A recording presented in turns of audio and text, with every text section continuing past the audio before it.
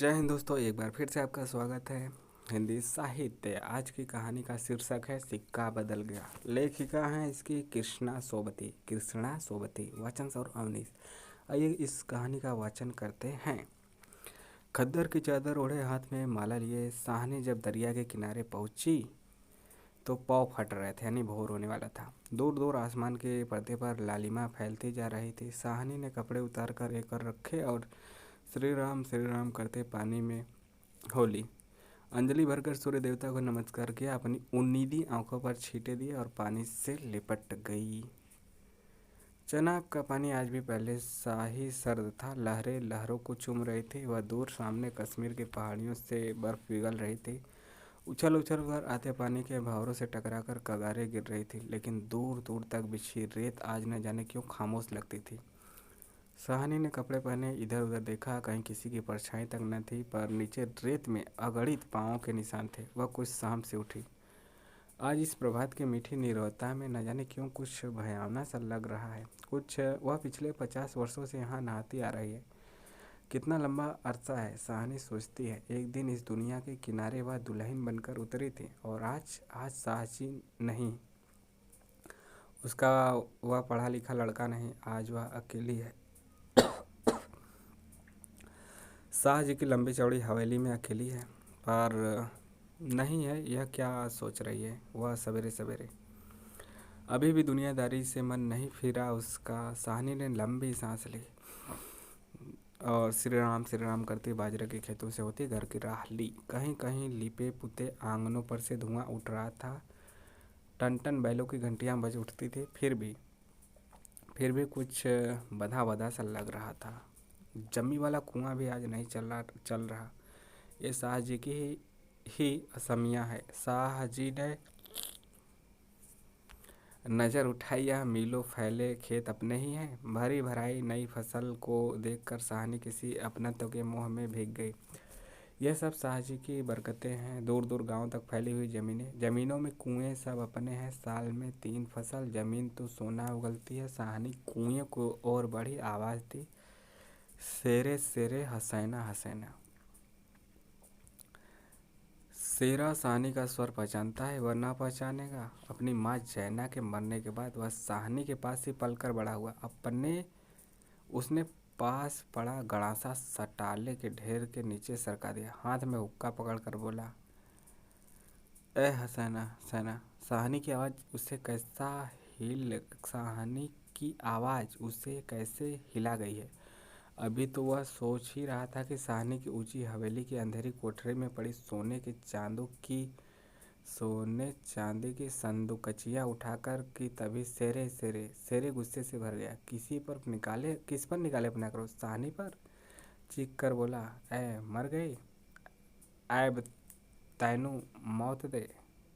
हसैना आटे वाली कनाली एक और रख जल्दी जल्दी बाहर निकल आई।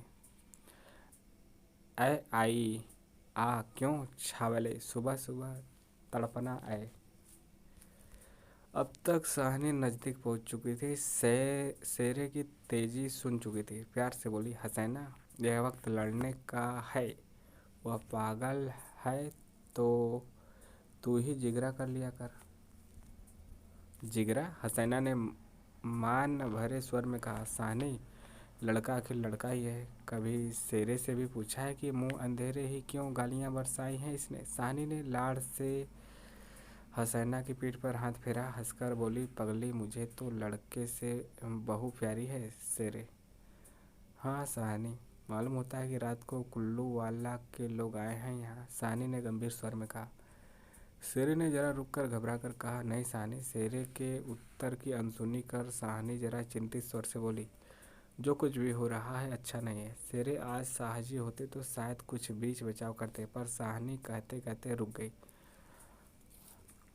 आज क्या हो रहा है? साहनी को लगा जैसे जी भर भर कर आ रहा है। शाह जी को बिछड़े कई साल बीत गए थे, पर आज कुछ पिघल रहा है, शायद पिछली स्मृतियाँ। आंसुओं को रोकने के प्रयत्न में उसने हसैना की ओर देखा और हल्के से हंस पड़ी। और शेरा सोच ही रहा है क्या कह रही है साहनी आज।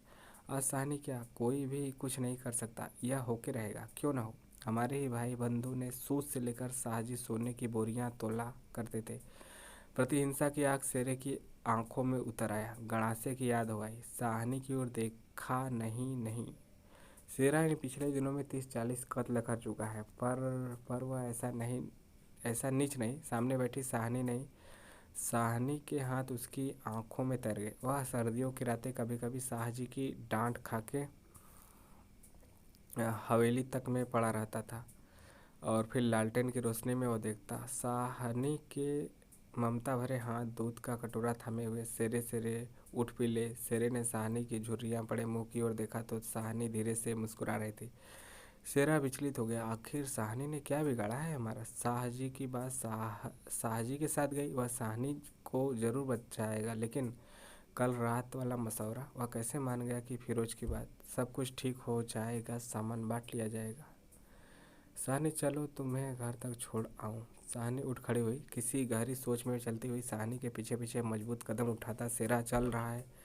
संकित सा इधर उधर देखता जा रहा है। अपने साथियों की बातें उसके कानों में गूंज रही है। पर क्या होगा साहनी को मारकर? साहनी हाँ शेरे। शेरा चाहता है कि सिर पर आने वाले खतरे की बात कुछ तो साहनी को बता दे, मगर वह कैसे कहे? साहनी साहनी ने सिर ऊंचा किया। आसमान धुएं से भर गया। शेरे शेरे जानता है कि यह आग है। जबलपुर में आज आग लगनी थी, लग गई। साहनी कुछ न कह सके। उसके नाते रिश्ते सब वही हैं। हवेली आ गई। साहनी ने सुने मन से ड्योढ़ी में कदम रखा। शेरा कब लौट गया उसे कुछ पता नहीं। दुर्बल सी देह और अकेली, बिना किसी सहारे के, न जाने कब तक वहीं पड़ी रही साहनी। दोपहर आई और चली गई। हवेली खुली पड़ी है। आज साहनी नहीं उठ पा रही, जैसे उसका अधिकार आज स्वयं उसके साथ छूट रहा। शाह जी के घर की मालकिन, लेकिन नहीं, आज मुंह नहीं हट रहा। मानो पत्थर हो गई हो, बड़ी बड़ी साज हो गई, पर उठने की बात फिर भी नहीं सोच पा रही। अचानक रसूली की आवाज़ सुनकर चौंक उठी। साहनी साहनी सुनो, ट्रकें आती है लेने। ट्रकें? साहनी इसके सिवा और कुछ नहीं कह सकी। हाथों ने एक दूसरे को थाम लिया। बात की बात में खबर गांव भर में फैल गई। बीबी ने अपने विकृत कंठ से कहा, साहनी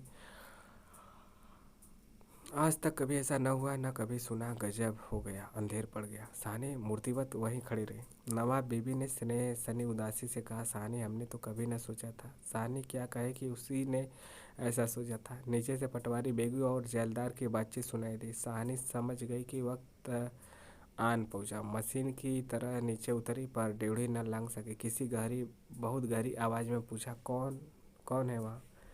कौन नहीं है आज वहाँ? सारा गांव है जो उसके इशारे पर नाचता था कभी। उसकी असमियाँ है जिन्हें उसने अपने नाते रिश्तों से कभी कम नहीं समझा। लेकिन नहीं, आज उसका कोई नहीं। आज वह अकेली है। यह भीड़ की भीड़, उनमें कुल्लू वाल के जान। वह क्या सुबह ही न समझ गई थी? बेगू, पटवारी, मस्जिद के मुल्ला इस्माइल ने जाने क्या सोचा। साहनी के निकट आ खड़े हुए। बेगू आज साहनी की ओर देख नहीं पा रहा। धीरे से जरा गला साफ करते हुए कहा, साहनी रब्बू नू यही मंजूर सी। साहनी के कदम डोल गए। चक्कर आया। दीवार के साथ लग गई। इसी दिन के लिए छोड़ गए थे शाह जी उसे। बेजान से साहनी की ओर देखकर बेगू सोच रहा है क्या गुजर रही है साहनी पर, मगर क्या हो सकता है? सिक्का बदल गया।